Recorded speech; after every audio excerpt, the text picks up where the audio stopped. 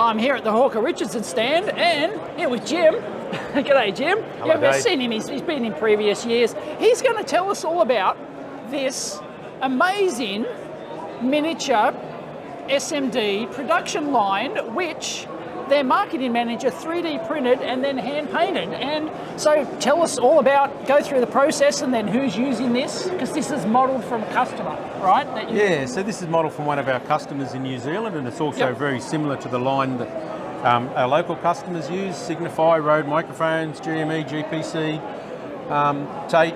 So it basically we're replicating the line because we can't bring a line to the show for logistics. Yep. So this is a state-of-the-art line. We have the magazine loader at the front, or the bare board loader.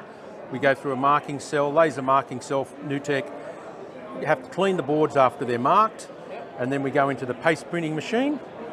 Following that, we go into an SPI. Obviously, they communicate backwards and forwards, and the SPI will then also transfer the board to the mounters and any communication around bad marking, skipping, and the mounters do the printing. There's 2 heads per machine, rotary head, flexible head, high-speed head. Once we go outside the mounters, we go through a workstation for any sort of visual inspection that may be required or may not be required. Through the reflow oven, that's a Heller Mark 7 low-profile oven, as you can see now. And then we go into a cooling buffer, which bring it to a constant temperature before it goes into the automated optical inspection, the AOI machine, again a Yamaha machine. And then into a buffer stacker sorter if there's any good bads to be sorted, and then to the unload, which at that point we take back to the front and then flip and then go through again. And everything is automated, line width, board width is done, stencil changeover is automated. A complete changeover of this line will take approximately 15 minutes with one operator. Wow, that's impressive. And could you add like a fly and probe e-tester to the end of the line here if you wanted to? Effectively, you can turn that line right angles or go straight on, and you could add any sort of we have customers that then go on and do through hole and then go into robotic soldering. Your options are limitless and only based by the room you have.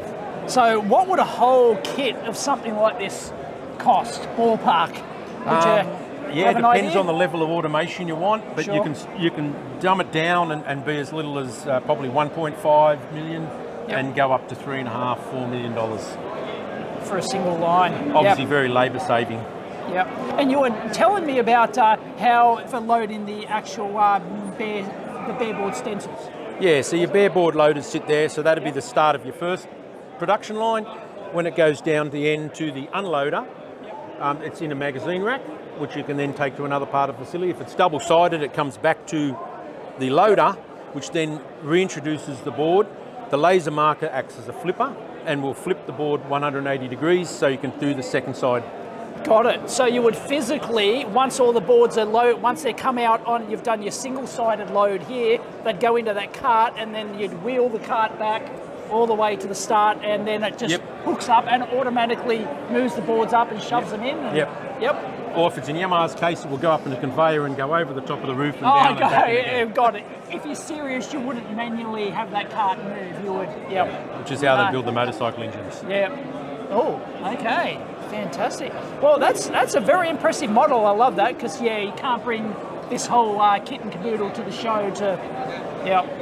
It's hard, but that is fantastic. So, do you guys only exclusively have the Yamaha stuff, or? Typically for mounters, we do an entry-level mounting machine from TWS in Italy, but it's Yamaha. Yamaha are pretty much the duck scuts. They always have been, haven't they? World leaders. Yep. Still made in Japan. Made in Hamamatsu in Japan.